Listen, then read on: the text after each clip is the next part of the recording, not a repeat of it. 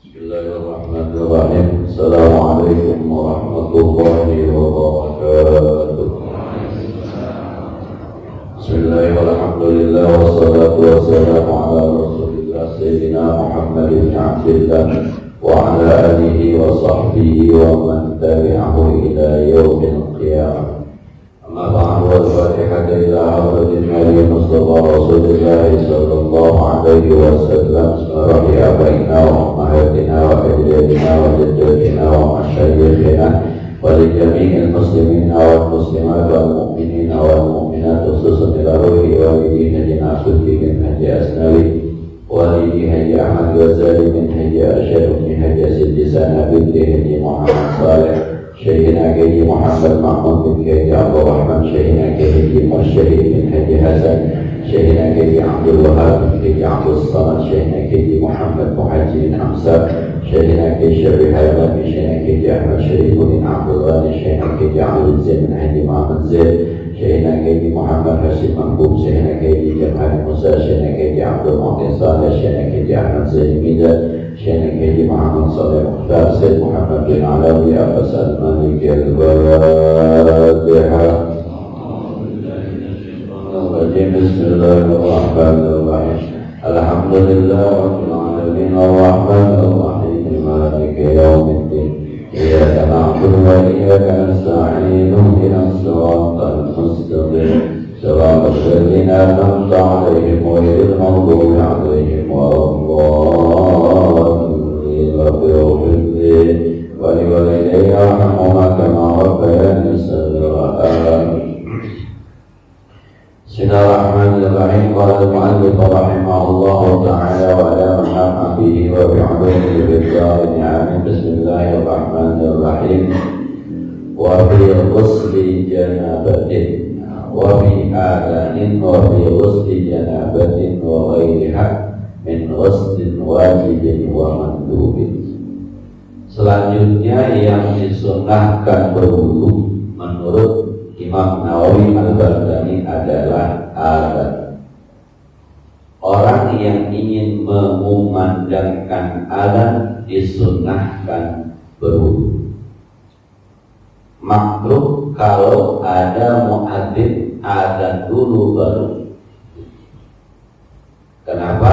Sebab dia ingin mengumandangkan kalimat-kalimat tauhid, kalimat-kalimat yang di situ ada takbir, ada syahadat, bahkan mengajak orang untuk berbuat baik, hayya 'alal falah, hayya 'alas shalah. Maka muadzin disunnahkan wudu dulu baru azan. Yang kedua, wa fi ghusli janabatin wa ghairiha min ghusli wajibin wa mandubin.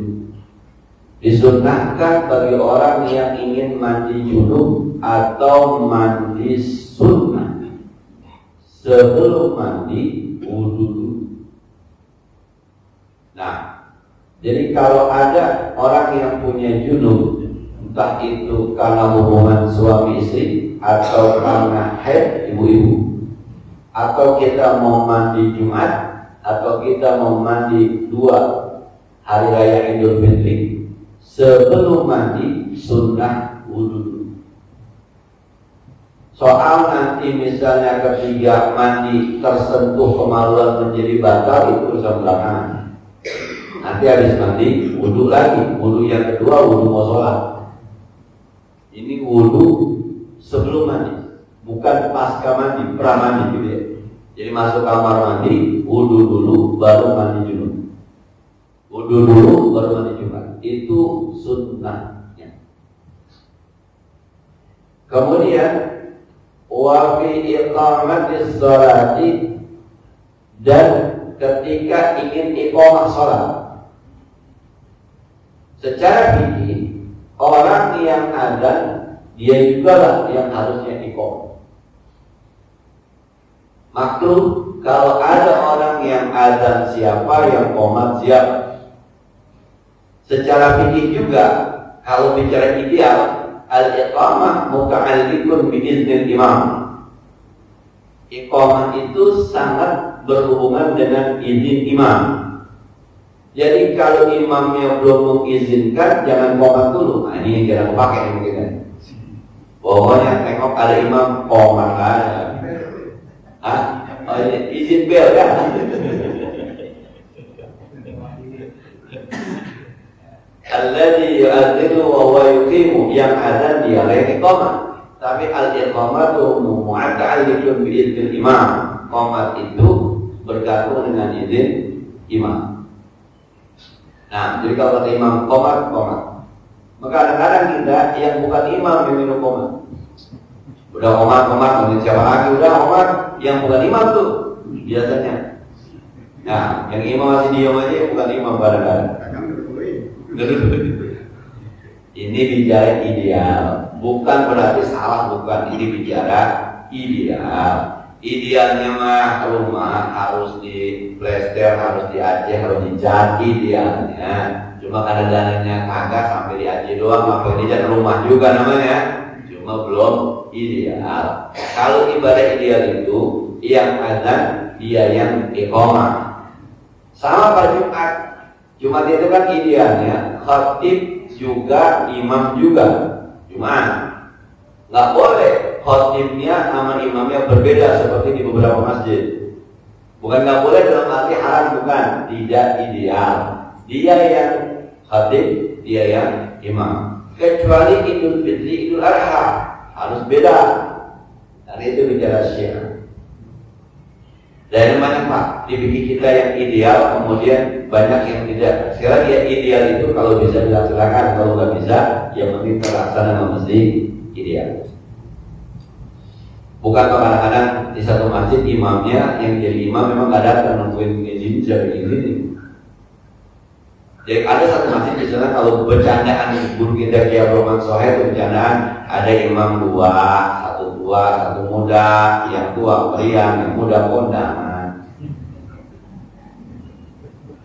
Akhirnya tuh maghrib gak ada imamnya. Nah itu kalau omongan begitu yang mau ngizinin siapa?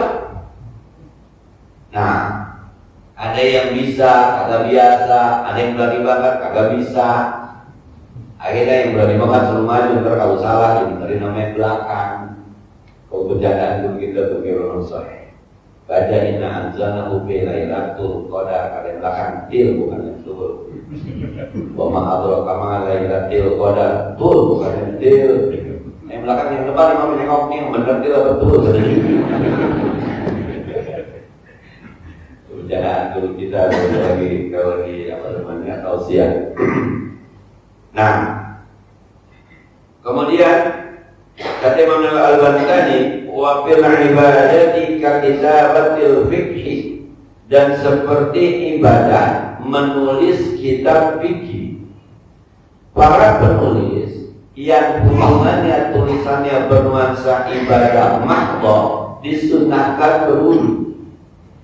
Teman-teman yang rajin nulis, apakah itu di media sosial, urusan dakwah misalnya, mau upload video gitu, itu disunahkan dulu. Mau nulis komentar, bukan komentar calon presiden wakil presiden, bukan. Jadi komentar tentang apakah fikih, apakah tafsir, itu disunahkan dulu. Nah, tradisi menulis yang sama kita sudah mulai menulis. Sekarang orang lebih suka mendengar dibanding membaca, dibanding menulis. Sampai ada yang bilang, kalau ada sebuah universitas, kemudian di jam-jam istirahat misalnya, coba lihat mahasiswa mana banyak kan di kantin sama di perpus. Ini mahasiswa nih dalam dunia pendidikan. Walaupun sekarang ada bahasa perpus digital, tinggal buka aja, baca gitu. Ternyata memang beda. Bapak pernah nggak baca Quran di handphone sama baca Quran langsung? Itu beda Pak. Baca Quran langsung kita buka itu sama yang begini-begini Pak. Beda rasanya. Baca buku juga sama Pak. Antara buku kita buka, baca kitab juga sama Pak. Ini saya ngaji ini Bapak pegang kitab ini atau Bapak pegang kitab yang begini-begini, ini agak beda. Ini sampai di rumah hilang. Bapak kalau sama aplikasi yang lain, sampai di rumah yang dibuka bukan ini kan Instagram, YouTube. Tapi kalau ini dibuka pasti Nah kalau kata orang tua kita dulu, kurang tadi berkah kalau ngaji nggak pakai kita, kurang tahu berkah. Nah, anak-anak baca yasin pakai begini, baca yasin. Habis ini selesai yasinnya pindah ke paling lain kan akhirnya. Tapi kalau baca yasin selesai tutup ya udah, kalah. Dah, jadi teman-teman yang suka menulis itu, kalau itu baik, disunahkan berwudu. Kemudian kata Imam Al-Nawawi Al-Baghdadi, wa karahil jima', suka juga ketika melanggar jumlah teman-teman yang ibadah haji. Wa inda iradatil junubi akilan walau muharraman ka mansubin aw syurban kadhalika aw nauman. Atau ketika orang yang junub ingin makan sekalipun makanannya makanan yang haram boleh mencuri. Hubungan suami istri malam bisa di malam. Habis hubungan suami istri ada rasa lapar, ada rasa haus. Akhirnya keluar dari kamar, cari air di kulkas, cari buah di kulkas. Itu sebelum makan wudu. Ini ngaji, mangkuk-mangkuk ngamalnya berat kan.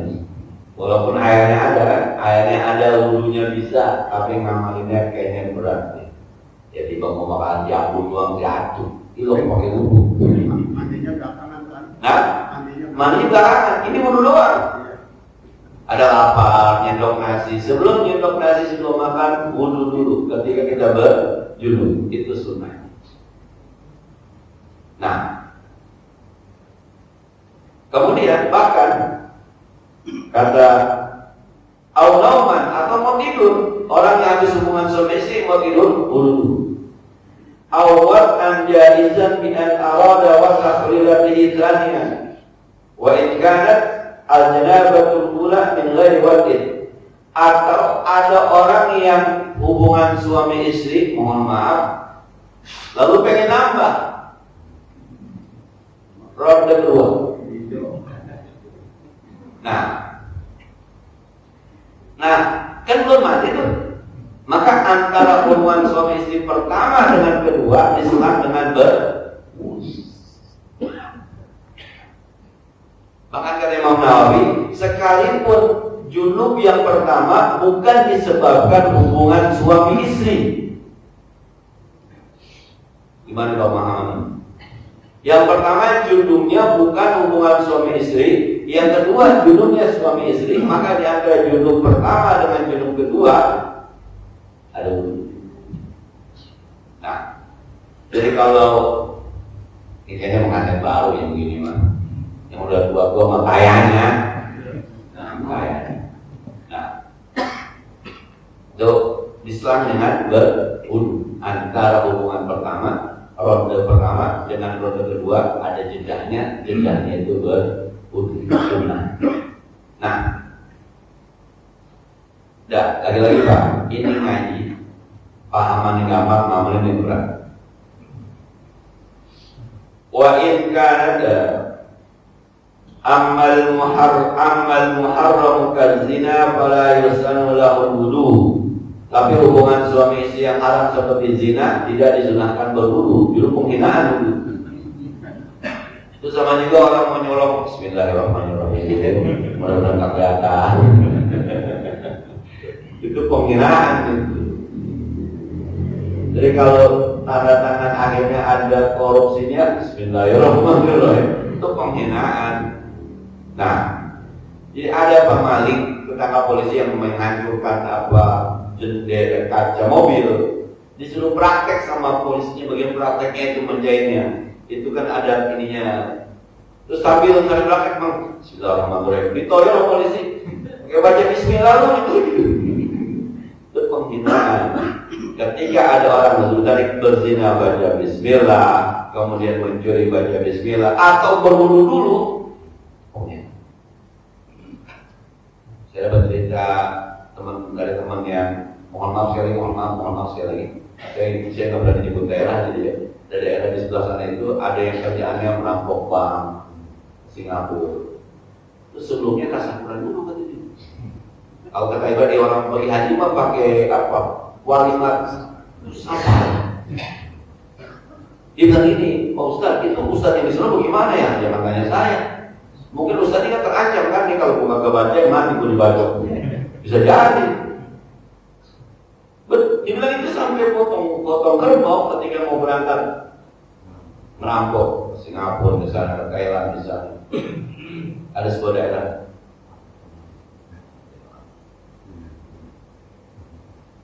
Coba masih ada sekarang, masih Ustaz, orang lewat di situ siang aja kalau berani kalau sendiri boleh di daerah situ.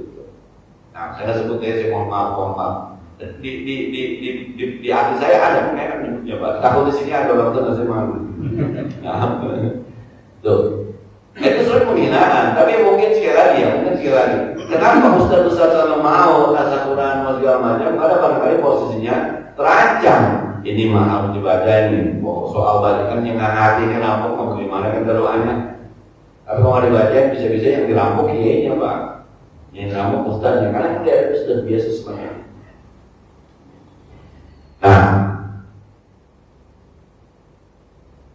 kalau ada orang pacaran naik motor berdua keluar kota, baca doa sambil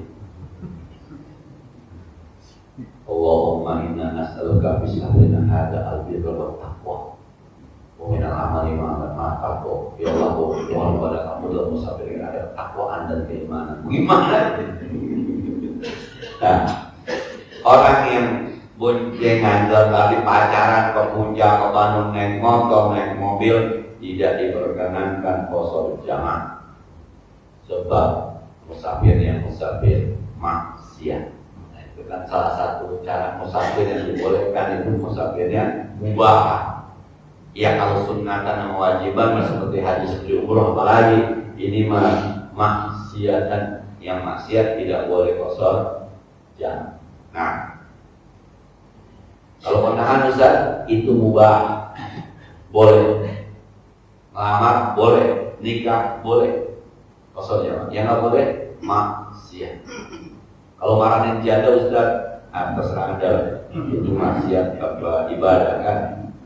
Nah, wabi qasdin wa hijamatin, dan mengeluarkan darah serta sangra bekam. Jadi habis bekam itu disunahkan berwudu. Karena habis bekam itu saya ngerasain bahwa habis bekam itu memang pada pegel badan. Wabi waqai'in aw ba'da, dan setelah mohon maaf muntah. Jadi teman-teman yang mungkin setelahnya disunahkan berwudu. Wabi hamli maitin aw qablahu aw ba'dahu, dan ketika menggotong jenazah, sebelum menggotong atau sesudah menggotong. Kenapa? Sebab dikhawatirkan bapak kenal dengan jenazahnya lalu ada rasa prihatin. Itu yang khawatir bikin bapak jadi sedih, lemes, maka disunahkan berwudu. Somer meninggal, teman akrab, besti. Teman-teman besti meninggal, akhirnya kita ikut membawa jenazahnya. Ada rasa gitu di hati, maka disunahkan berwudu. Nah, wa bi mas'i juz'in mayyitin wa illam yanqudil wudu'a kasya'ri wa zubri fa yusannu ba'dahu al-wudu'u, dan menyentuh bagian apa saja dari mayit sekalipun tidak membatalkan seperti kuku dan rambut. Disunahkan setelah menyentuh jenazah itu berwudu. Adab kita, adab dalam kita takziah, kalau jenazah sudah ditutupi mukanya, jangan dibuka. Disunahkan jenazah ditutupi mukanya, disunahkan. Rasulullah pun ditutupi oleh Aisyah radhiyallahu anha. Yang memberani buka cuma mertuanya, Abu Bakar As-Siddiq radhiyallahu anhu. Di kitab Irsyadus Sari, syarah Imam Bukhari, makruh kalau jenazah sudah ditutup kepalanya kita datang membuka. Sebab boleh jadi ditutupi itu ada sesuatu yang tidak baik kalau dilihat.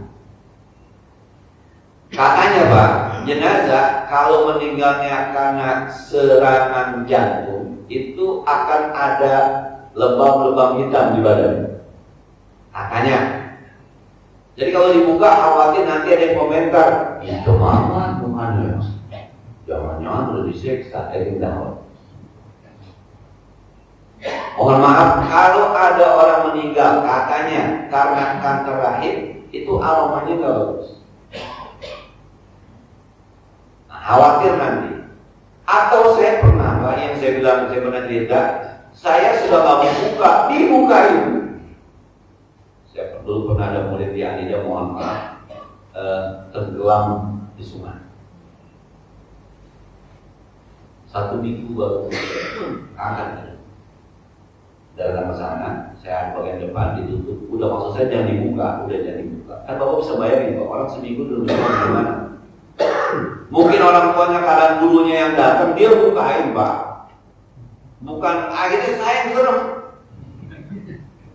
Nah, jadi khawatir nanti terjadi komentar. Mohon maaf ibu-ibu ya, ibu-ibunya sekarang kadang-kadang suka nilai-nilai jenazah kalau meninggal. Terus saya dengar dari omongan ibu-ibu, cakep banget mukanya, putih banget mukanya, yang meninggal ada darahnya, putih Bu. Cakep banget. Nah, kalau suatu saat ibu lihat lagi melotot, gimana juga komentarnya? Seru banget ya, nah itu. Kalau sudah ditutup, jangan dibuka, sebab nanti menimbulkan fitnah. Sebab orang meninggal dunia itu kata Nabi, ketika ruh diangkat, maka mata kita akan mengikuti ruh. Nah, kalau ada orang yang matanya ke atas begitu itu jangan bilang melotot, enggak. Nanti ada, saya pernah diminta untuk menutup mata jenazah, saya nggak mau. Ustaz, itu matanya masih terbuka, kalau ditutup Ustaz, enggak. Emang apa Ustaz? Saya bukan ahli. Kalau saya tutup dia nggak mau. Kata orang-orang, Ustaz payah gitu. Kalau bukan bilang saya nggak mau. Nah, kalau Ustaz ada bacanya enggak, saya nggak pernah belajar itu. Nanti aja tukang mandi itu pinter bisa ya. Yang udah bengkok-bengkok pakai kaku-kaku juga yang mandiin bisa dilemesin tuh. Walaupun katanya usap-usap aja pakai air campur garam, kata yang mandiin. Tapi kan itu bidang dia, udah dede jangan saya. Saya berkali-kali dipanggil, Ustaz kalau dilihat itu orang udah meninggal apa belum? Saya nggak paham. Bawa dokter aja ke situ. Yang ahlinya saya nggak paham. Ibu saya kemarin meninggal, saya harus telepon dulu yang perawat. Dia datang bawa segala macam, ini meninggal apapun, dan saya nggak berani menentukan. Ada yang kan kalau banyak perempuan masih hangat banget Ustaz gitu kadang-kadang. Udah dingin kakinya tapi ini udah meninggal kok belum? Saya nggak berani. Tadi umumin aja ternyata bangun, gimana? Dari umumin di masjid ternyata bangun. Waduh, jatuh Pak kredibilitasnya sebagai seorang ustaz. Jadi saya nggak mau cari gara-gara. Ya, jadi kalau besok ada orang meninggal sudah ditutupi wajahnya, ketika kita takziah tidak usah membuka. Kecuali memang, mohon maaf saya sebut ring 1 gitu ya.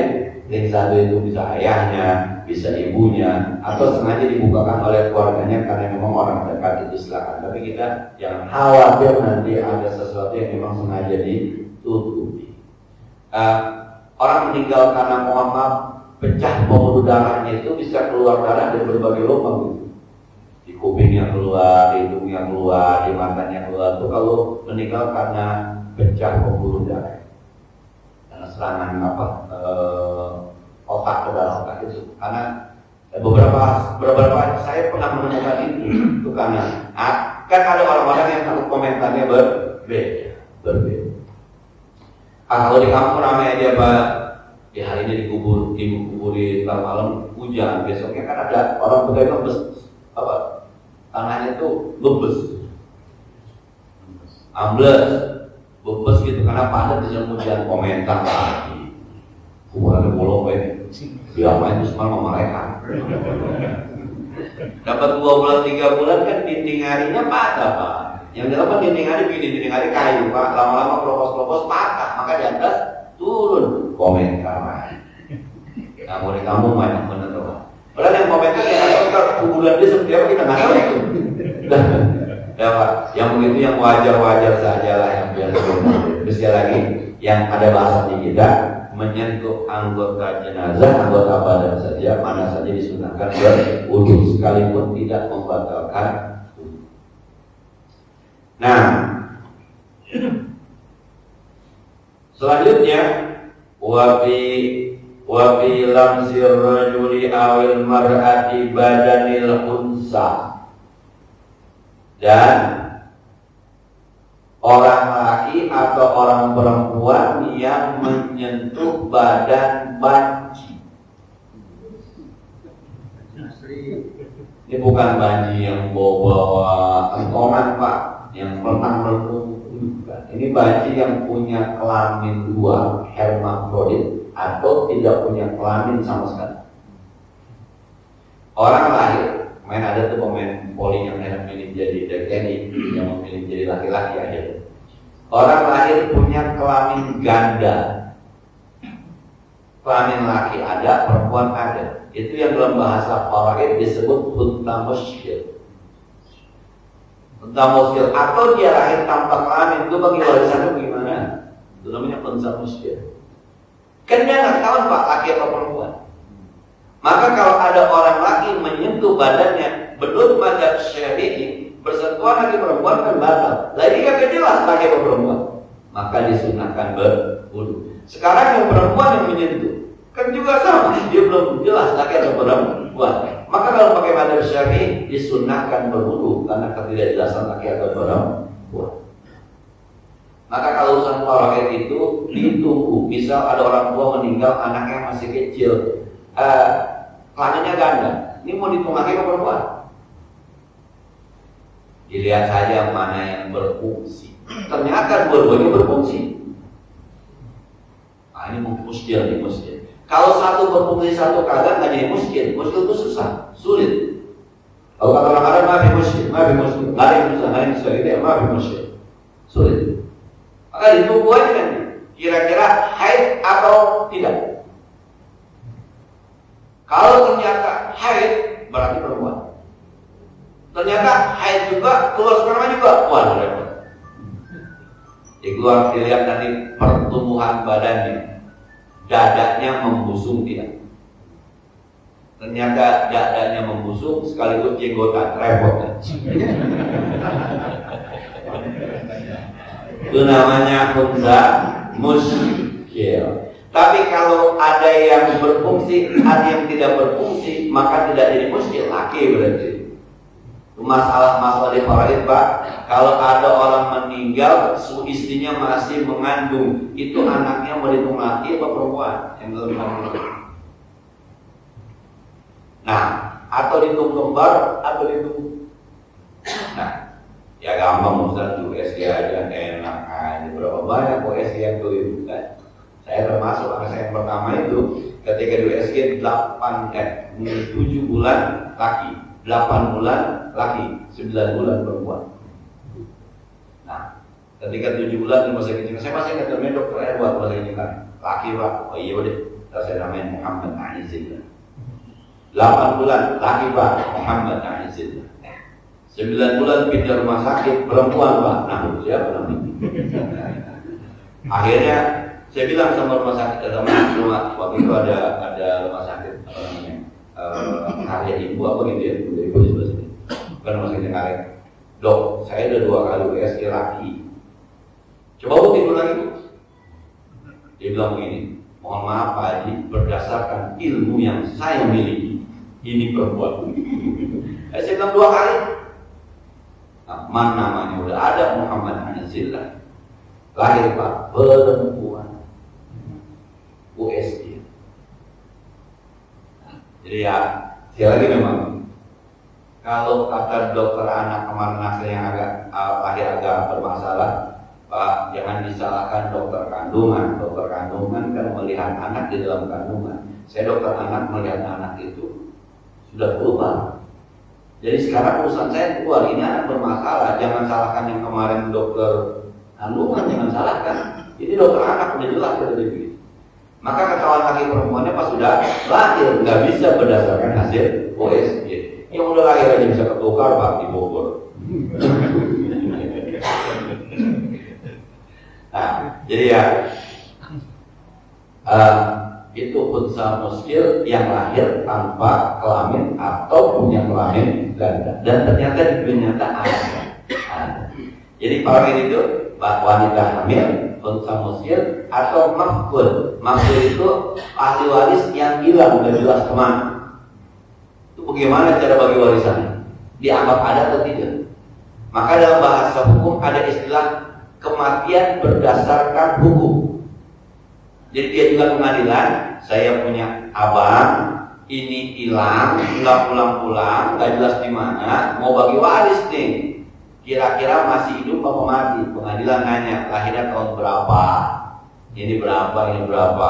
Wah, ini hitungannya udah 90 tahun. Kalau bapaknya dulu meninggal umur 70 mesti, maka pengadilan memutuskan dinyatakan meninggal. Itu namanya meninggal berdasarkan hukum.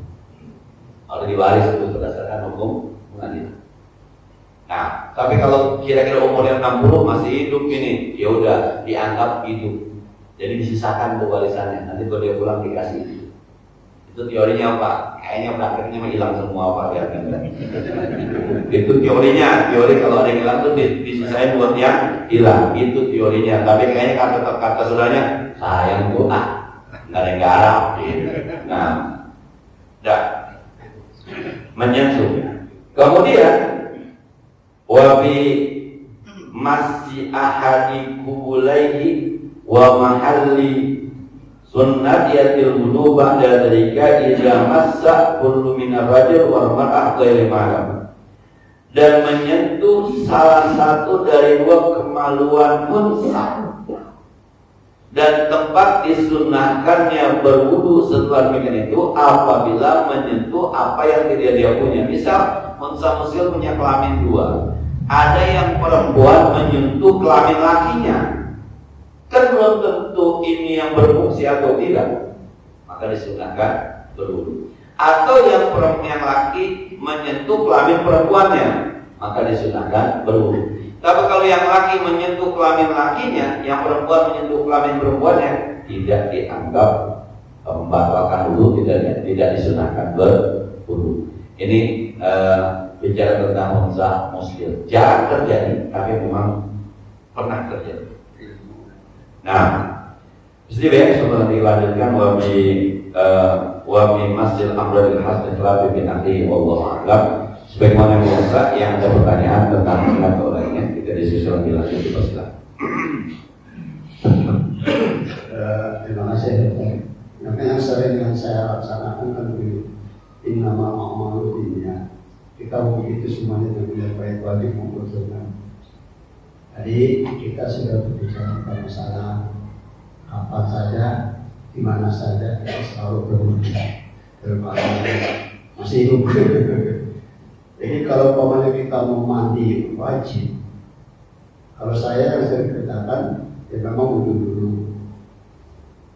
Tapi wudu begitu mandi, wudunya wudu niat wajib. Ya, begitu mandi, ya tangan saya memang sengaja saya sentuh kepalanya itu ya. Ya kemudian setelah mandi saya mau wudu lagi, langsung saya sembahyang, bisa Pak? Itu kan hukumnya betul. Nah, iya. Bahkan ada yang bilang begini, bahkan nih, kalau ada orang yang sebelum mandi tidak berwudu, kemudian ketika dia mandi hadas besar kita sebut tidak menyentuh yang membatalkan wudu, maka dengan mandi hadas besarnya sudah terangkat otomatis hadas kecilnya. Ini mandinya di kolam renang. Ya, ini misal ada orang mandi hadas di laut atau di kolam renang. Jadi dia kolam renang pribadi Pak, jangan yang banyak orangnya. Jadi dia mandi itu langsung loncat, bus gitu, naik ke atas, udah itu hadas besarnya terangkat, hadas kecilnya terangkat, sekalipun dia tidak. Kita ini kan yang kalau mandi tangan kita grepeng-grepe Pak. ke seluruh pelosok penjuru itu. Maka bahkan ada yang bilang siapa orang yang tidur kemudian mau berwudu cuci tangan dulu, sebab dia nggak tahu semalam itu jarinya kemana aja. Dan nggak sadar Pak, ada pantat gatal digaruk gitu. Nah, tapi kalau ada orang-orang yang awalnya berwudu, apalagi nih awalnya berwudu, kemudian ketika mandi hadas tidak menyebabkan hal-hal yang membatalkan wudu, maka tidak perlu wudu lagi, itu nggak apa-apa. Tangan tidak menyentuh kemaluan bisa, tapi kan keluar angin mah bisa. Mohon maaf, orang-orang tua tuh yang model saya itu lebih banyak habis mandi pengen ngencing. Itu yang menyebabkan akhirnya kita habis mandi berwudu. Tapi sekali lagi, kalau tidak ada yang membatalkan wudu, maka diperbolehkan orang habis mandi hadas besar tidak berwudu.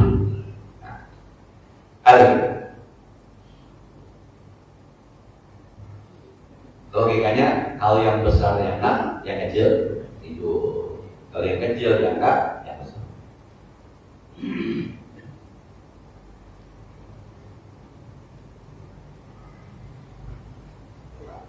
Assalamualaikum warahmatullahi wabarakatuh. Waalaikumsalam warahmatullahi wabarakatuh. Pertanyaan satu yang mungkin agak sedikit bergeser dari topik. Jadi hari ini saya ingin tahu sekali. Saya dapat mengerti bahwa dalam Al-Quran dan menyuruh kita cintailah Allah dan Rasulnya, beriman, bertakwa dan berbuat kebajikan. Hasilnya nanti ada surga, ya kan? Jadi dasarnya adalah mencintai Allah dan Rasul. Ada pula orang yang jadi dia beriman, bertakwa, mengerjakan kebajikan, tapi dasarnya bukan cinta pada Allah dan Rasul. Dasarnya dia adalah takut akan siksa Allah. Pertanyaannya, apakah hal ini dapat diterima? Seandainya kalau hal ini dapat diterima, apakah surga yang dijanjikan sama atau punya kualitas yang berbeda? Terima kasih Ustaz. Assalamualaikum warahmatullahi wabarakatuh. Iya.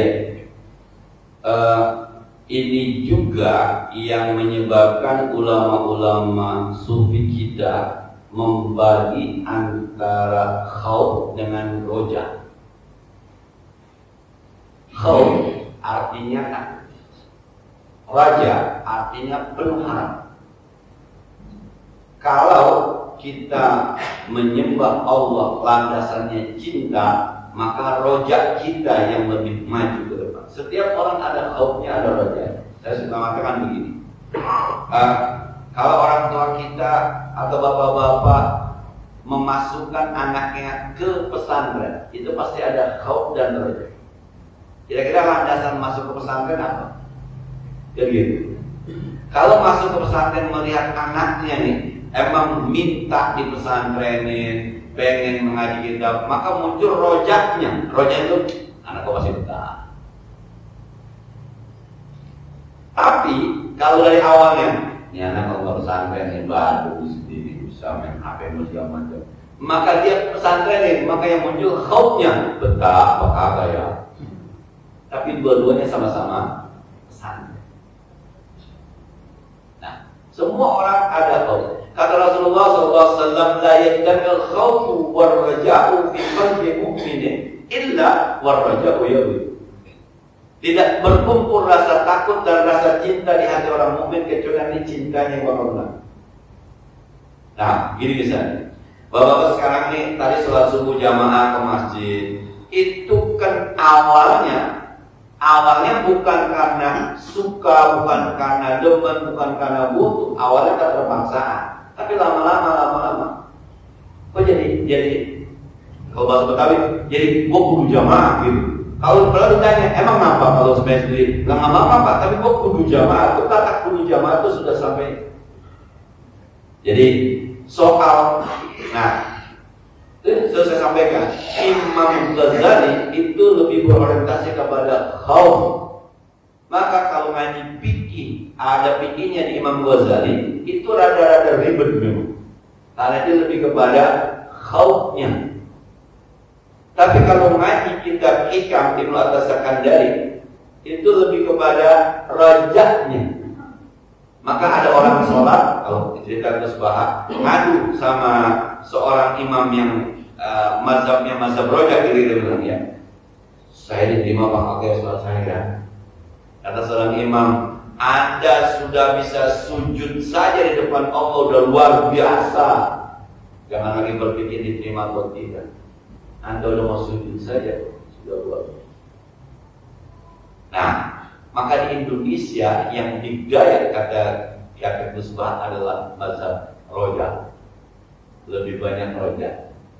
Jadi mau rojak mau khauf memang ada di badan kita, di jiwa kita tuh ada rojak, ada khauf. Ketika Bapak berdoa kira-kira kan berharap supaya diterima, lebih kuat. Tapi takutnya kalau nggak diterima, takut juga pasti. Setiap amal kita ada rojaknya, ada khauf, ada cintanya, ada takutnya.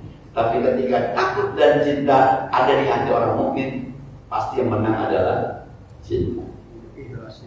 Nah, dan bagaimana Ustaz nanti surganya? Nah, ini dia surganya ini saya belum pernah berbocoran ini. Jadi kalau bicara surga, malah ainun ra'at wala udhun sami'at wala khabar di balik kelihatannya. Tidak pernah mata kita melihat, tidak pernah kuping kita mendengar. Jadi membayangkan surga itu kan yang ada di Quran ingin bicara supaya kita memahami. Tapi sebenarnya jauh lebih dari itu. Surga itu nggak bisa dibayangin. Kalau gini misalnya Bapak di surga enak kali makan durian, udah ada duriannya Pak. Bahkan Bapak gini, kalau main bola di Sandiaga Berpuding Gelar Madrid enak, Bapak langsung ada di lapangan, udah ada penontonnya. Enggak kebayang. Jadi apapun maka syai'an suku, apapun yang kamu mau pasti. Nah, wah kalau gua nyanyi sama artis ya, ada Pak artisnya samping langsung, ada penontonnya. Jadi kalau bicara surga Pak, andaikan kelasnya kagak sama, andaikan kelasnya nggak sama, enaknya lebih jauh. Kalau saya bilang di emperan surga juga nggak apa-apa Pak, yang penting masuk surga. Sebab emperan surga sampai emperan mall beda, tahu bedanya malah. Kita ada di emperan, kita minta izin main ke rumah Rasul, masa nggak diizinin? Ke rumah Rasul kita nginep 2 malam ya. Nah, jadi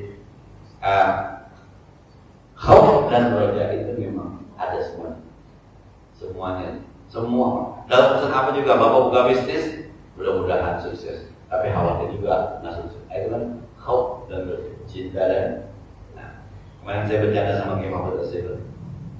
Kiai, saya mau ngomong Kiai, ini nggak pernah sakit.